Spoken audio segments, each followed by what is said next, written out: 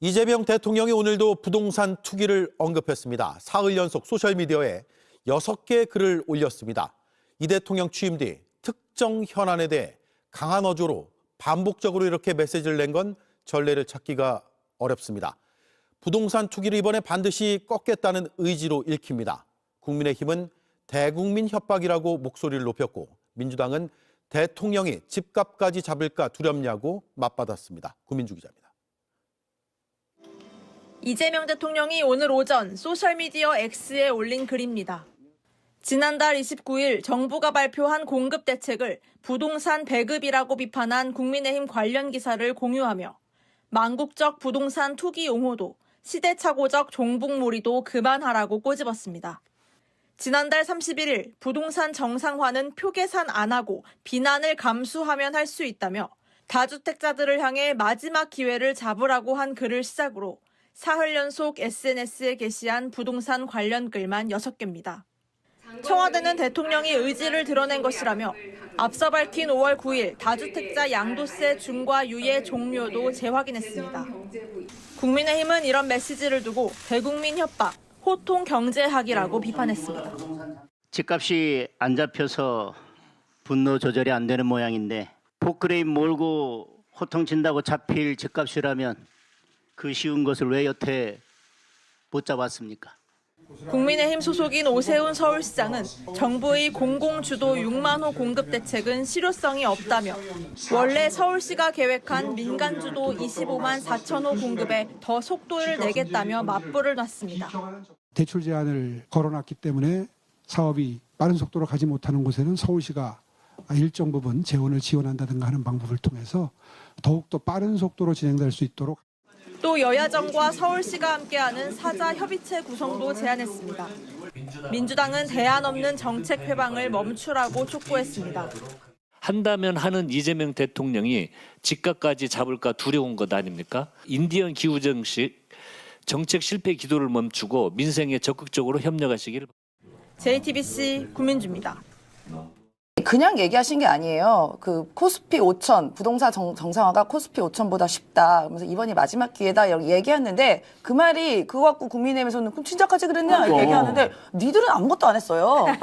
그러니까 니들은 오히려 다주택자들 뭐 더 집값 올리려고 뭐 하는 정책을 했겠죠. 근데 왜 그러면 얘기를 드리냐면 정부가 할 수 있는 정책은 굉장히 다양합니다. 특히 부동산 같은 경우에는 뭐 금융제재도 할 수 있는 것이고요. 또 다양한 세금 정책도 할 수 있고 또 다양한 또 공급 정책. 그래서 많이 있어요. 할 수 있는 게. 그러니까 그거를 단계별로 하나씩 하다 보면 이제 시장이 안정화가 되고 그러다 보면 집값이 잡히는 거거든요. 그런 자신감의 표현으로 전 얘기를 드리고 싶고요. 국민의힘이 아무리 이번 정책에 대해서 대통령의 의지에 대해서 아무리 뭐라고 한들 그냥 잘 되는 게 싫은 겁니다. 설마 집값 잡혀가지고 대통령 지지율 또 올라가는 거 아니야? 그러니까 왜냐하면 지금 국민의힘에서 유일하게 대통령을 비판하고 비난하는 게 지금 환율이랑 부동산 갖고 이야기를 하는 거거든요. 그래서 만약에 대통령이 이렇게 의지를 보여서 시장이 안정화되면 국민이 또 지지할 거 아닙니까? 그러니까 이제 자기들은 어떻게든 이걸 책 잡으려고 하는 것이겠죠. 그래서 장동혁 그 대표님이 좀 귀담아 들으셔야 하는 게 뭐냐면 이번이 마지막 기회다라고 대통령께서 얘기하셨어요. 그러니까 장동혁 대표님 지금 6채 있으시잖아요. 머리 살고 팔 살고 다리 살고 몸통 사는데 다 실거주라니까 그거 하나씩 정리하셔야 됩니다. 다주택자. 대통령이 시그널 주셨어요. 마지막 기회다. 마지막 기회다. 다주택자 장동혁 당대표 6채 빨리 정리하시기 바라고요. 요것도 하나 보고 갈게요. 국민의힘에서 지금 이런 식으로 이재명 대통령의 의지를 가지고 다주택자 양도소득세 유예하지 않겠다, 중단하겠다 이렇게 얘기한 것 가지고 국힘에서 뭐라고 하는지 한번 보겠습니다. 싱크 보고 올게요. 집값 안정은 개국 정비보다 쉽다. 이재명 대통령이 한 말입니다. 여러분, 이 정부가 부동산 정책을 협박으로 밀어붙이려고 합니다. 다주택자 무조건 집 팔아라 라고 협박하고 있습니다. 그런데 본인들은 정작 청와대의 고위공직자들의 셋 중에 하나가 다주택자이고 그들은 강남벨트에 다수의 주택을 가지고 있습니다. 네. 꼴도 보기 싫다. 나경원 의원은 또 이렇게 얘기했고요. 장동혁 당대표는 오늘 무슨 얘기를 했냐면 호통 경제학에 빠졌다. 분노 조절 안 되는 거냐. 대통령한테 이렇게 직격했어요. 이거 어떻게 보세요? 이제 저 프레임을 바꾸는 거죠. 네. 그냥 결론적으로는 강남에 집 100채 가지고 있어도 돼요. 그게 뭐 범죄입니까? 그렇죠. 내 돈으로 내가 돈 100채 가지고 싶다는데 자본주의 국가에서 자본주의 국가는요 재산 소유의 자유가 있어. 그 대신에 국가의 세금을 확실히 내야 된다. 뭐가 문제겠어? 아니 집 100채 있는데 그만큼 세금 많이 내고 조세 부담하면 국가도 좋은 거 아닙니까? 그 돈 걷어가지고 임대주택 짓고 또 토지 임대부 주택 짓고 이런 데 투자하면 돼요. 그러니까 이재명 정부 4년 동안은 이런 방식으로 해서 다주택자나 강남에 주택 여러 뭐 똘똘한 한 채 사가지고 뭐 무슨 수익이든 뭐 재산 차익이든 이런 걸 많이 냈든 뭐 많이 내지 않았든 어쨌든 간에 조세 정책을 활용해서 그 이익을 환수하겠다. 이 정책을 밀고 나가겠다. 구체적인 수치는 아직 안 나왔죠. 그걸 하겠다는데 뭐가 문제입니까? 아니 네. 사실 나경원 의원 왜 저렇게 나서겠습니까? 저분이 강남에 내가 집 있는데 강남에 집 있는데 아니 이러면은 내가 돈도 많이 내야 되고 내가 팔 때 그럼 또 세금도 많이 내야 되냐? 제일 그냥 뭐야 발끈하냐 발끈. 왜 발끈하겠어? 주진우, 나경원 발끈하는 이유가 있는 거야. 내 집에 그럼 내가 세금 내야 되는 거야? 그러니까 나에 대한 그런 어떤 그 재산상 손해가 있다 보니까 저렇게 나서는 게 아닌가 이런 생각이 제가 들어요. 취재를 좀 해봤거든요. 그러니까 최근에 수도권하고 서울 이렇게 미분양이 이제 지난 몇 년 동안 좀 쌓였던 모양이에요. 그러니까 윤석열 그러니까 이상하게 보면은 수구 적폐 정권이 들어서면은 부동산이 죽어요. 그래서 미분양이 막 생깁니다. 수도권에도. 근데 그 이재명 정부가 들어서고 난 직후부터 이 미분양이 줄어들기 시작했대요. 그러면서 특히 이제 거래가 조금씩 살아나고 있어요. 그래요? 근데 이번에 이재명 대통령 트위터 이후에 싹 죽었대요. 아이고야. 싹 안 나온 전혀 얘기가 없대요. 심지어 그 모델하우스 방문하겠다고 예약한 사람들도 갑자기 못 간다고 연락이 온다는 거예요. 그러니까 지금 토건족들 입장에서는 지금 엄청 힘들 겁니다. 그동안 미분양을 빨리 팔아야지 그게 다 돈이 되는데 돈이 안 되는 거예요 이제. 있는 주택이 오르는 것도 중요하지만 이미 만들어져 있는 주택을 팔아야지 그게 진짜 이익인데 그 점에서 아마 지금 자기들 입장에서는 죽어라 살아 무조건 시비를 걸려고 들 거예요. 아까 나경원 의원 얘기가 그 있잖아요. 뭐 그 청와대 뭐 관료 단독 중에 3명 중에 1명이 뭐 어떻다. 다주택이다. 요 얘기는 여러 번 나왔던 얘기죠.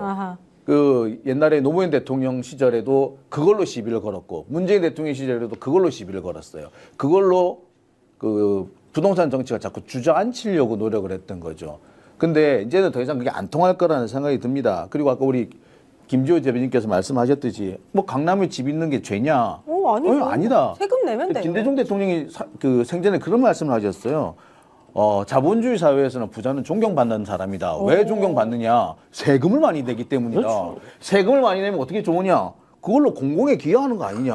그래서 부자는 존경받아야 한다라고 말씀하셨거든요. 자, 우리나라에 왜 존경받는 부자들이 없느냐? 세금을 제대로 안 내기 때문에 그런 거예요. 그렇죠. 세금 내세요. 그러면 존경받습니다. 예를 들어 지금 매번 문제가 되고 있는 게 뭐 제가 특정 기업 말씀드려 죄송하지만 삼성그룹 같은 경우에도 그 상속해 주려고 각종 편법을 썼잖아요. 예를 들어 삼성 바이오로직스 뭐 물산을 뭐 분할 합병한다든가 이런 그 노블리스 오블리제를 실현하지 않는 것들 때문에 사실 부자가 존경을 못 받는 거다라고 저는 보고요. 나경원 의원 지금 저렇게 긁혀가지고 막 난리는 혼자 뭐 혼자 화장도 했나 안 했나 이렇게 혼자 셀카로 찍었는데 그래서 봤어요. 뭐가 찔리는 구석이 있겠지라고 봤더니 나경원 의원이 뭐 부동산 맞네. 일단은 본인의 지역구는 동작구인데 용산의 서빙고동 아파트 26억 6,500만 원짜리 갖고 있고 서초동의 상가 지분 7억 얼마 갖고 있고 또 중구 신당동에 연립주택까지도 갖고 있습니다. 뭐야? 금싸라기 땅에 다 있네. 그리고 이제 본인이 이제 지역구인 흑석동에는 전세로 살고 있어요. 그리고 또 이것도 있네. 본인이 대장동 갖고 엄청 욕하지 않았습니까? 맞아,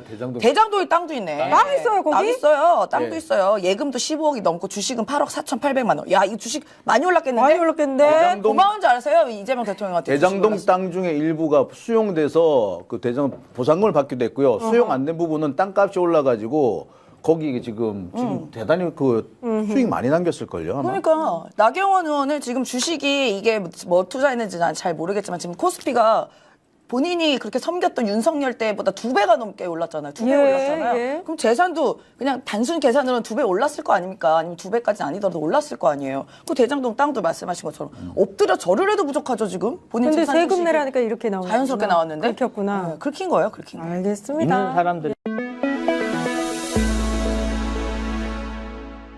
이 대통령의 개공 얘기를 꺼내자 4억 낮춘 금매가 나왔다고 해요. 그러니까 사실 그 주식도 그렇고 부동산도 그렇고 투자는 심리잖아요. 그렇죠. 여기에 대해서 선제적으로 한번 길을 꺾어 들어갔다라고 보면 될까요?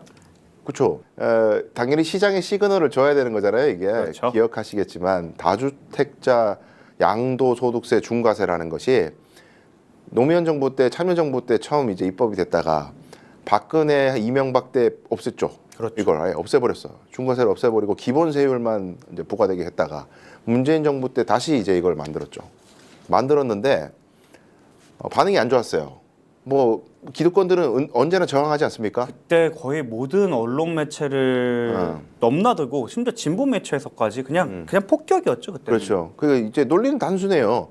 자, 서울에 다주택자리 엄청 많은데 이런 식으로 양도소득세를 갖다 확 높여버리면은 이건 양도소득세라는 건 아파트 값이 오른 채로 팔아야 팔면 시세 차익이 생기는데 요거를 세금으로 몇 퍼센트 가져가는 거잖아요. 그럼 안 팔면 세금이 안 나와. 그렇죠. 그러니까 그럼 팔지 마. 버텨. 저 정권 바뀌면 없어져. 어차피. 그런 시그널들이 엄청 많아요. 그렇죠. 경제지에서도 그런 전망을 했고 실제로 시장의 반응이 기다려봐. 일단 좀 관망해보자. 패닉셀 일부는 있었습니다. 그러나 버텼어요, 사람들이. 패닉. 그 패닉셀 저였습니다. 착해서 그래. 사람이 착해서 그래. 아니 정부가 시키잖아요. 그러니까 시키는 대로 해서 그래. 근데 그때 당시에 버텼던 사람들이 연말인가 몇 달 6개월도 안 돼가지고 정부가 임대사업자 제도를 확대하는. 크게 방향으로 배신감을 갑니다. 느꼈습니다. 그때. 그러니까 그러면은 팔 필요 없이 임대사업자 등록해가지고 세금 받아 월세 받아 먹고 살면 돼. 팔지 마. 양도소득세 왜 내? 버텨버린 거예요. 제가 팔고 딱 3개월 뒤인가 그거 나왔어요. 그렇죠. 그러니까 시장에서 봐봐. 무슨 세금을 매겨. 시장을 이기는 정부는 없어. 그때 그런 말이 그때 가장 나왔잖아요. 유명했던 게 시장을 이기는 정부는 정부는 없다. 그래가지고는 유야무야되고 공급 정책도 안 나오고 이러니까 부동산 값이 역으로 튀어버린 게 양도소득세를 매겨버리니 전부 다 안 팔고 가지고 있으니까 그렇죠. 거래가 끊기면서 부동산 가격이 올라갔다. 매매 잔금 맞아요. 뭐 이런 식으로 표현했잖아요. 사실 그때 접근 방법도 조금 저는 나이브했다고 생각하는 게 좀 이념적으로 갔던 게 아닌가 싶어요. 양도소득세는 말씀하신 대로 보유하고 있을 때 세금이 크게 나오진 않잖아요. 그렇죠. 근데 뭐 종부세는 뭐 악마적인 세금 막 이래서 거기에 대해서는 되게 막 이것저것 쪼개갖고 피해갈 수 있는 방법도 너무 많이 마련해준 상태에서 양도소득세만 중과세 한다고 하니까 그냥 물량을 안 하고 그리고 거기서 이제 말씀하신 대로 그 부동산 사업자 이런 걸 내서 면세 방법이 생기니까 거기서 이제 다시 폭발해버리는 그렇죠. 약간 어떻게 보면은 정부가 시장을 이길 수도 있는데 그 방법이 과연 이기려고 했는가라는 의문이 들 정도로. 정확한 지적입니다. 아니 세금을 안 내도 되는 방법을 만들어줘 버리면 그러니까요. 다 굴러가지. 누가 그걸 바보같이 그렇죠. 세금 내면서 파냐고. 저요. 착한 사람만. 말을 잘 들었어요 제가. 복 받을 거야. 복 받을 거예요. 그런데 이제 이번 이재명 정부에서 이제 이재명 대통령이 직접 밝히셨지만, 자, 그 문재인 정부 때 왔던 그 중과세 제도를 이제 만들어 놨더니 윤석열 정부가 딱 들어서면서 대통령령으로 야, 이거 1년씩 밀어줄게. 유예를 시켜. 1년 지났더니 또 유예시켜. 1년 지났더니 또 유예시켜. 계속 유예를 1년간 시키면서 이거는 근데 오히려 그게 마감 효과가 있었어요, 맞죠? 맞아요. 네, 맞아. 이거 혹시 안 될지 모르니까 지금 빨리 사야겠다라는 오히려 수요 촉진책처럼 느껴지죠. 맞아요. 그러니까 이제 박연 세일할 때 빨리 사야 돼 이런 맞아요. 느낌처럼. 근데 그 말은 이제 시장의 시그널이 역시 정부는 시장을 못 이겨. 그리고 이거 건드리면은 서울 시민들 표심 다 잃는데 이 서울 부동산 공화국을 누가 건드려? 정부는 절대 우리 시장은 못 이겨. 이런 사인이 딱 들어왔잖아요. 그래서 국민의힘이 심지어는 우리가 지금 대통령령으로 계속 유예한다는 건 우리가 다수당 되는 순간 중과세 폐지할 거야, 법으로. 맞아요. 이 사인을 아예 줘버렸잖아요. 그런데 어쨌든 간에 이런 상황에서 민주당 정부가 들어섰어. 그러면 재테크에 대해서 조금이라도 이제 인식을 갖고 신문 열심히 봐야 되잖아요. 재테크 하려면. 시류를 알아야 될 거 아니에요. 그렇죠. 그럼 민주당이 정권 들어서게 됐으면 이 민주당 정권은 부동산에 대해서 어떻게 접근할 건지, 이재명 대통령은 어떻게 접근할 건지 모르겠습니까? 다 공부했어, 이 사람들도. 그리고 실패가 왜 실패됐는지를 너무나 정확히 그럼요. 봤고 사실은 부동산 때문에 부동산 때문에 그 무도하고 누가 봐도 문제가 많았던 윤석열에게 정권이 넘어가지 않았습니까? 그렇습니다. 제일 뽀아팠던. 그래서 이재명 대통령이 좌우면하고 흔들려 버리면은 문재인 정권 시즌 2가 되기 때문에 그게 정권이 무너지게 하는 원인이라는 건 너무 잘 알고 있는 정권이라 이 부분은 진심으로 접근할 거라는 걸 예상을 했어야 했고, 그걸 예상을 못했다면 재테크에 재자도 꺼내면 안 되는 인간들이지. 그런 사람들은 그냥 이재명 대통령이 산 주식 목록 그대로 따라 사면 돼요. 그리고 그게 저예요. 저는 자신이 없어서 그 후보 때 공개하셨잖아요. 코덱스 200, 뭐 코스피 150 이거 한 거 그대로 따라 샀더니 지금 거기에 날 싸죠? 달달합니다. 그러니까 말을 잘 들어야 돼. 말을 잘 들어야 돼요. 그럼. 시장을 이기는 정부는 없지만 정부를 이기는 개인은 없다라는 걸 제가 크게 깨달았습니다. 근데 그것도 있는 것 같아요. 네. 문재인 대통령을 봤을 때 인간적으로 봤을 때 되게 호감이 가고 이런 분이지만 이분이 굉장히 막 강력하게 뭔가 할 거라는 이미지가 있진 않았잖아요. 사실 좀 인화나 좀 허허 이런 분위기가 와 있었는데 이재명 대통령에 대한 이미지는 뭔가 바로 할 수 있을 것 같은, 할 것 같은. 네. 계곡 철거, 신천지 문 뜯어 이런 것들이 시그널이 강하게 가서 오히려 시장에 좀 더 잘 먹히지 않을까 싶은데요. 그렇죠. 한다면 한다. 네. 저 사람은 게다가 코스피 5천을 달성한 것도 성과가 있고. 굉장한 정책적 추동력을 주는 거죠. 진짜 한다면 하는 거구나.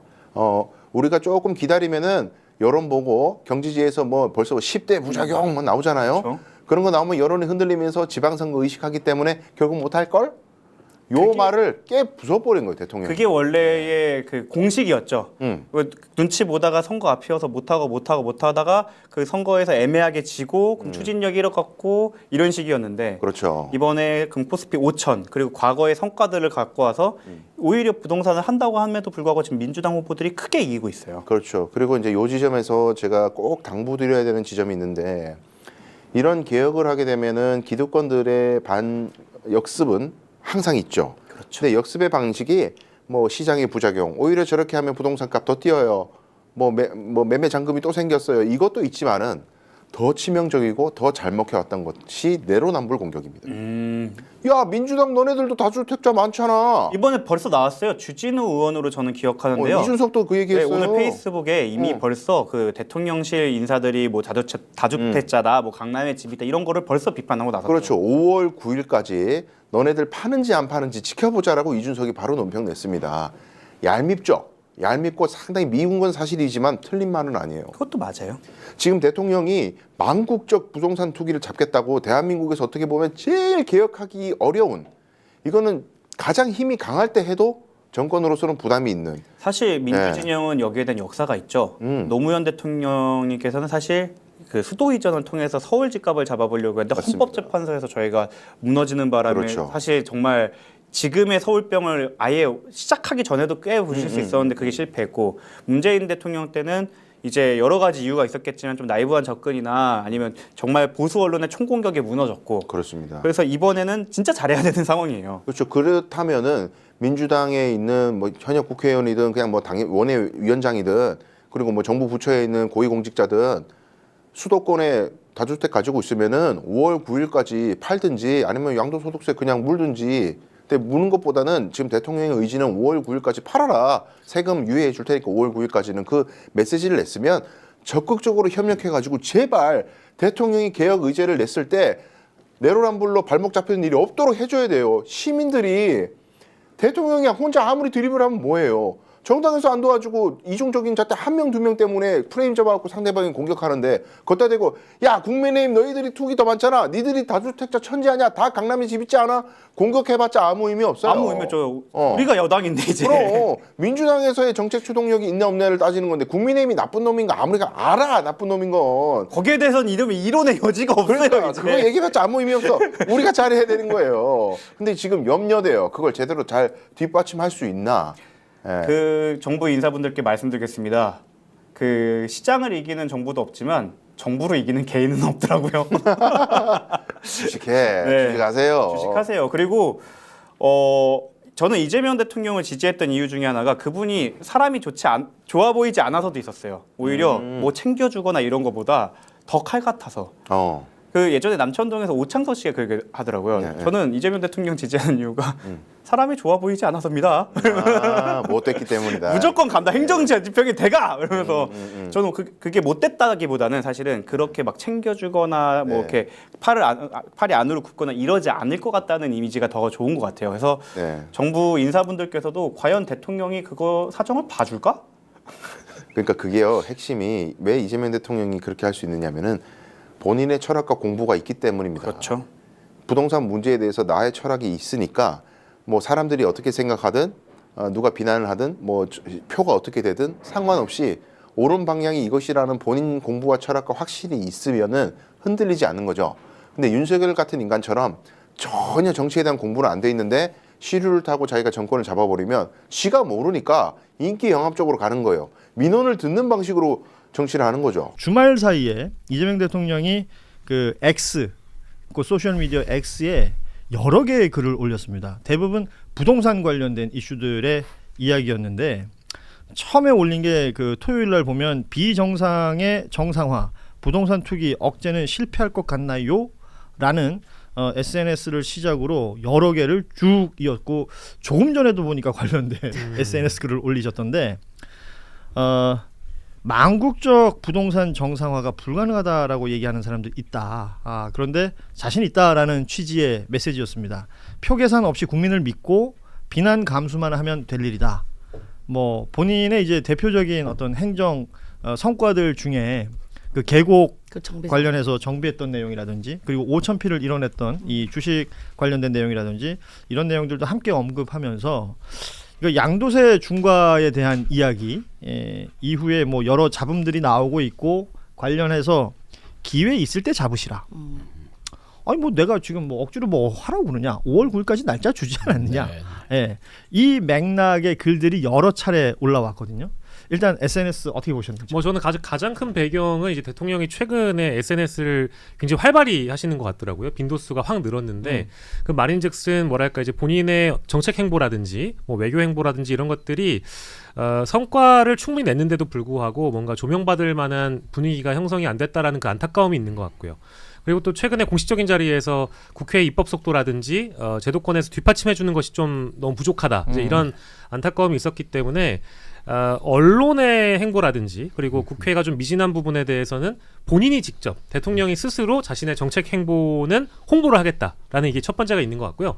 두 번째는 정책에 대해서 언론들이 접근하는 것 중에 프레임을 잘못 잡는 경우들이 있죠. 예를 들면 설탕 부담금과 관련돼서도 공식 석상에서 국무위원들에게 우리가 이런 방향으로 토론해보면 어떻겠냐라고 얘기를 했는데 이거를 설탕세 도입이라고 써버리니까 그런 대목들이 답답해서 본인께서 직접 이거를 언급하시기로 작심을 하신 것 같아요. 게다가 부동산 문제의 경우에는 뭐 공급 정책이 기반으로 일단 이루어진 것인데 양도세 중과 유예 기간이 끝나고 나서 그 이후에 부과를 하기로 한 것은 예고가 됐던 건데 이걸 언론들이 전부 다 세금 부과 정책이라는 식으로 결국 선거 앞두고 세금 부과 강행 뭐 이런 식으로 이제 프레임을 잡다 보니까 이거는 다주택자들이 세금을 더 때려 맞기 전에 주택을 또 내놓게 만드는 그러니까 정부가 나서서 공급을 하는 것을 말고도 이런 다주택자들이 공급을 하는 것도 일종의 공급이잖아요. 주택을 내놓는 것도 공급이기 때문에 이건 공급 정책으로 봐야 되는데 이걸 왜 세금 프레임으로 가둬두느냐 이런 방식의 답답함이 있기 때문에 대통령이 직접 말씀을 하시는 것 같아요. 저는 뭐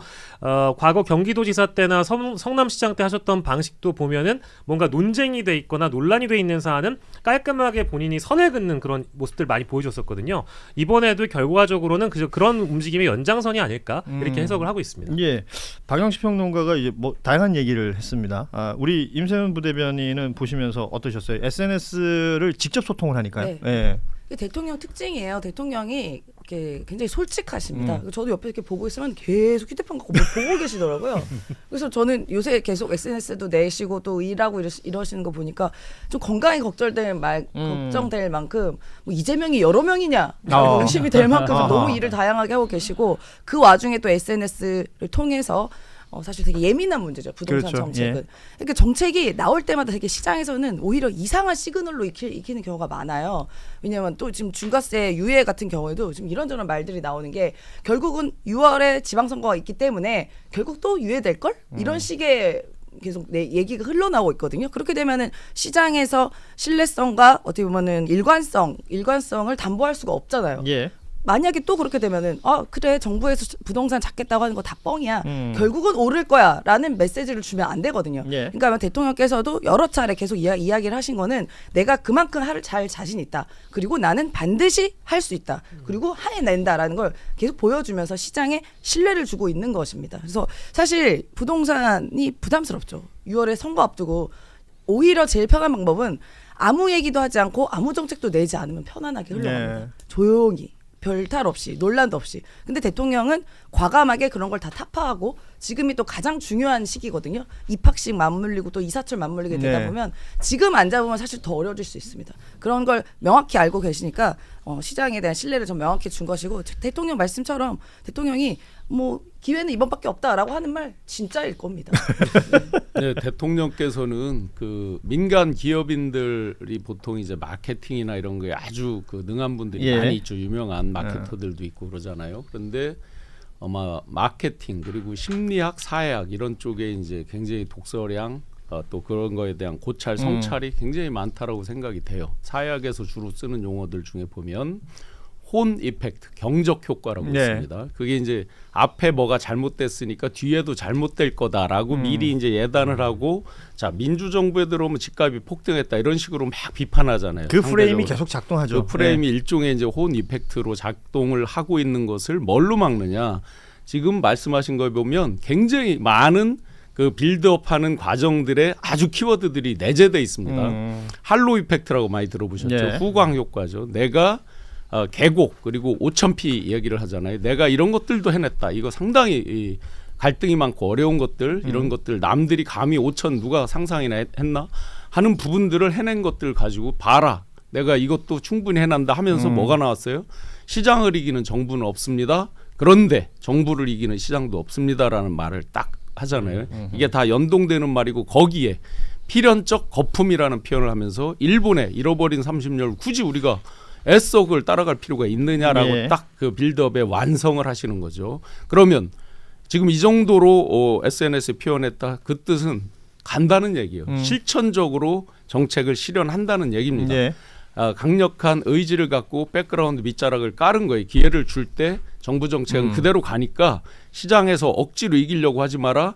혼 이펙트 가지고 이 정부는 또 지선을 앞두고 있으니까 예를 들면 5월 9일 날 이제 중과 유예 뭐 이 얘기를 하는데 6월 3일이 있으니까 유예하겠지. 딴 생각하지 마시라.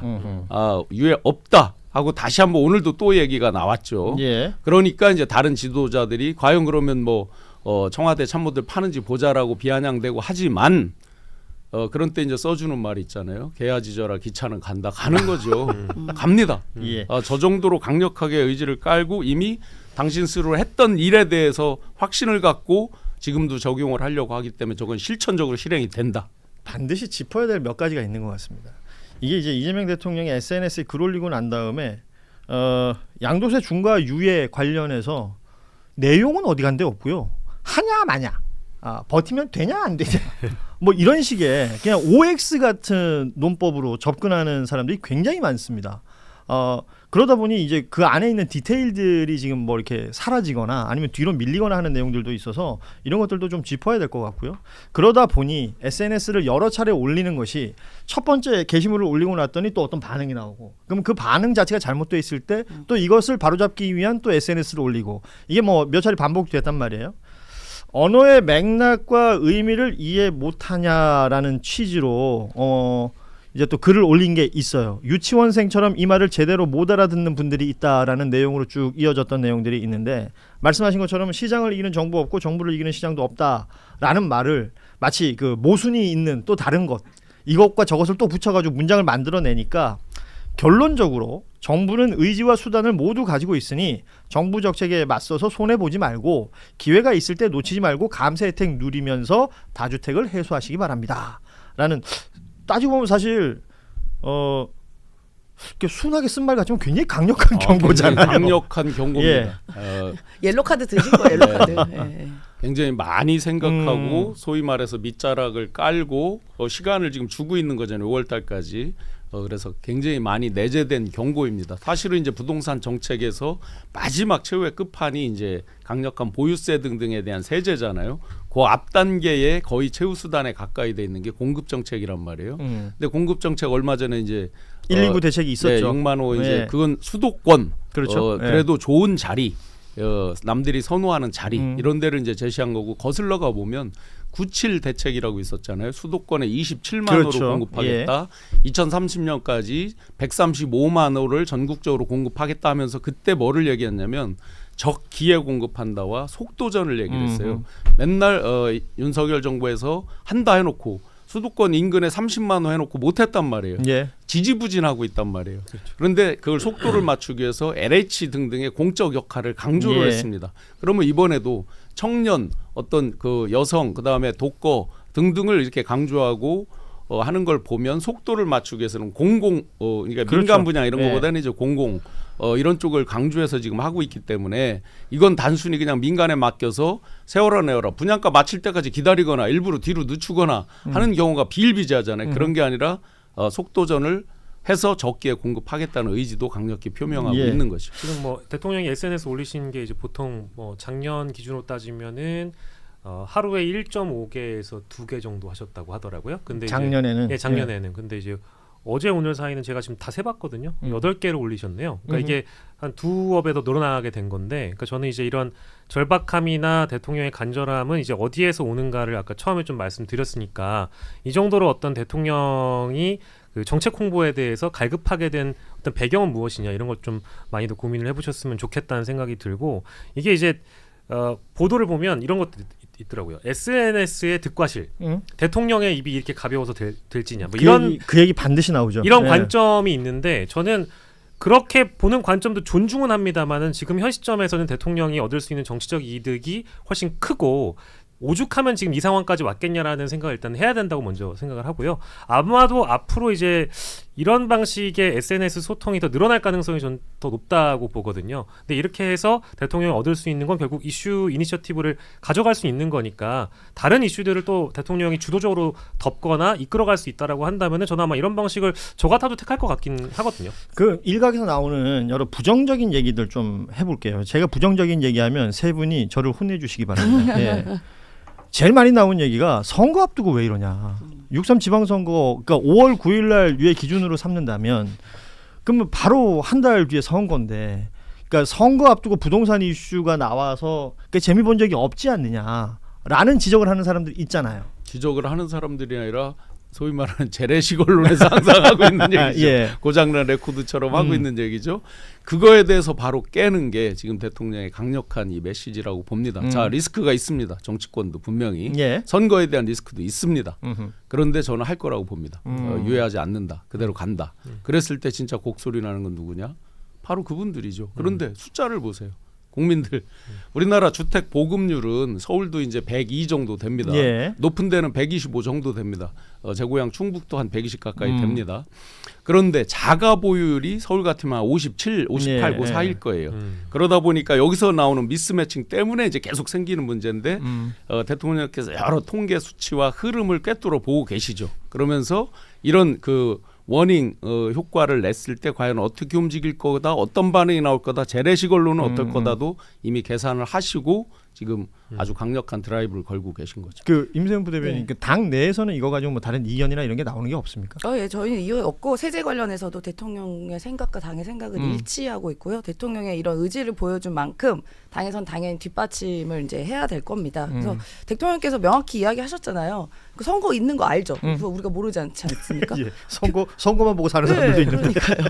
그러니까 대통령이 표 계산 없이 국민만 믿고 비난을 감수하면 될 일 이렇게 딱 한마디로 정리를 해줬어요. 예. 이게 왜 그러냐면 일부 언론에서는 선거가 있기 때문에 또 계속 부추깁니다. 아니 그래서 그 얘기 나왔어요. 뭐 한 2달 정도 유예될 거다. 또 뭐 이 얘기가 막 돌았어요. 그렇죠. 그랬더니 오늘 아침에 그냥 또 단칼 아니라고 잘랐다고 했잖아요. 한다. 아. 내가 말했는데 이걸 왜 안 하겠냐고. 예. 그러니까 SNS로 계속 지속적으로 얘기를 해주는 거예요. 근데 또 누구 이렇게 얘기하겠죠. 왜 선거 앞두고 갑자기 부동산 이야기를 하냐. 근데 지금 안 하면 못하기 때문에 대통령이 이렇게 의지를 보여준 겁니다. 제가 앞서 말씀드린 것처럼 지금 금리 상황이라던가 지금 유동성 상황 그리고 지금 여러 가지 부동산 심리 같은 걸 보면은 지금 꺾어주지 않으면 이게 나중에는 어디 감당이 안 될 수준이에요. 하긴 지방선거 있다고 못하면 뭐 지방선거 끝나면 총선 있고 그렇죠. 총선 끝나고 나면 또 대선 있고 선거야 뭐 거의 2년에 한 번꼴로 계속 돌아오는 건데 언제 하자는 얘기냐. 이 이야기가 뭐 당연히 함께 나올 것 같고 보니까 김민석 총리가 조금 전에 지금 기자 간담회를 했는데 여기서 이제 질문이 나온 게 부동산 관련된 대통령의 SNS 메시지였어요. 그랬더니 대통령의 부동산 SNS 일관된 기조를 강조한 것이다. 라고 했고 아침에 강의정 대변인의 이제 브리핑 백불에서도 비슷한 내용이 있었고 또 민주당 내에서도 그 한정혜 정책위 의장도 같은 내용의 이야기를 하고 있습니다. 그러니까 뭐 당과 청와대가 같은 목소리 내고 있고 정부 사이드에서 총리도 같은 목소리를 내고 있다. 이건 뭔가 강력한 의지가 있다라는 게 하나만 더 느껴지는 것 같아요. 첨언드리면 대통령께서 모처럼 아까 이제 초두에 머니무브라는 말씀하셨잖아요. 그야말로 생산적 금융으로 지금 전환을 하고 있단 말이에요. 집권을 할 때 대체로 우리나라 지금 부동자금이 무려 4,300조 원 가까이 된단 말이에요. 그렇게 많은 부동자금이 이제 돌아다니는데 그동안은 부동산으로 가서 잠기면 이게 일종의 썬크 코스트가 되잖아요. 잠겨 있잖아요. 생산적으로 도는 게 아니잖아요. 그걸 어렵게 해서 너무 어렵게 얘기하시는데 우리가 바닥에 깔고 앉아 있는 깔고 앉아 있는 거죠. 그래서 생산적 금융으로 주식으로 5,000피를 만들면서 이제 돈이 돌게 만드는 사고 팔고가 자주 일어나고 돌게 만드는 걸로 어렵게 만들어 왔죠. 그러면 이 기회를 놓치면 다시 또 부동산으로 전이되면 또 잠긴다. 그러면 국가 경제나 이런 데서의 그 다이내믹스, 그렇죠. 역동성을 상실할 수 있다. 그래서 지금이 아주 절체절명의 시기다라고 굉장히 대통령께서는 판단하신 걸로 알고 있습니다. 우리 신용원 부위원님께서 영어를 많이 쓰십니다. 이런 때 좀 경제 전문가 같은 갑자기 착각하고 있다가 내가 알아들으니 망정이지. 다이내믹스. 지금 이 이야기들에 대해서 이견을 달고 또 비판을 하는 목소리들이 뭐 정치권에서 정파적으로 국민의힘에서 비판 나오는 것, 개혁신당에서 비판 나오는 것, 뭐 이것도 짚어야 되겠지만 진짜 언론 얘기를 대통령이 직접 했어요. 파이낸셜 뉴스 기사를 하나 링크를 하면서 왜 이러냐, 정론 직피를 못하더라도 망국적 투기 두둔이나 정부 억가는 자중해달라라는 메시지를 냈습니다. 그러니까 언론에 대한 대통령의 이 메시지, 왜냐하면 부동산 이슈만 있으면 언론들이 뭐 벌떼같이 이렇게 달려드니까 이거는 왜 이렇게 한다고 보세요? 그러니까 그 지점을 딱 알고 계신 거예요. 이 부동산 문제는요, 정책을 내놓으면 세 분파가 됩니다. 집이 없는 분, 이분들도 불안해하고 화를 내요. 그다음에 집 한 채 있는 실수요자, 이분들도 또 굉장히 민감하게 받아들입니다. 그다음에 이제 다주택자, 이렇게 이 세 분류에서 좋은 평가를 받기가 매우 어려워요. 근데 그걸 또 교묘히 이용하는 게 또 언론입니다. 왜냐하면 언론의 그 사주가 건설사가 있는 곳이 많죠. 굉장히 많습니다. 지방으로 내려갈수록 더 많아요. 그런 지점이 있어서 부동산 문제가 되면 그래, 여기 그러니까 없는 집 한 채에 있는 사람, 집이 없는 사람, 그다음에 다주택자 다 건드려 보면 이게 논란이 되면 또 여기는 조회수 올라가잖아요. 그걸 또 알고 계신 겁니다. 그래서 이 부동산 문제를 정말 대통령이 이렇게 직격을 해줘야, 안 그러면 다른 말이 계속 나오거든요. 너무 잘하고 계신 거죠. 그러니까 이제 기존에 이게 좀 누적됐다라고 봐요. 저는 이번 케이스만 이게 대통령이 지적하셨던 게 아니고 과거에도 이제 이재명 정부 들어오고 나서 뭐 어떤 정책이 나오든 뭐 어떤 뭐 심지어 뭐 오피셜 발표가 대변인으로부터 나오든 간에 있는 그대로만 쓰는 것이 아니고 거기에 또 왜곡이 들어가거나 허위 과장된 내용들이 언론을 통해서 이제 릴리즈가 되다 보니까 그것을 또 한 번 다시 재해명하고 해명하는 과정에서 오는 어떤 피로도, 그리고 이 정책 집행의 속도가 더 늦어진다라는 것, 이런 차원에서는 굉장히 시간 낭비고 국가적 에너지 낭비라는 것을 대통령도 알고 계시기 때문에 도저히 해도 안 되겠다 싶은 부분은 바로 짚고 넘어가야 돼야 되겠다라는 싶은 부분이 아까 얘기했던 설탕 부담금 얘기인 것 같고요. 이번에 부동산 문제도 마찬가지고, 뭐 부동산 기사를 쏟아내는 언론사 사주나 언론사들의 입장은 뭐 앞서서 이제 임세현 대변인께서 말씀을 주셨으니까 향후에도 아마 어떤 A란 주제를 던지면 A 다시로 가거나 뭐 B라고 해석하거나 C라고 해석하는 일들이 비일비재할 거기 때문에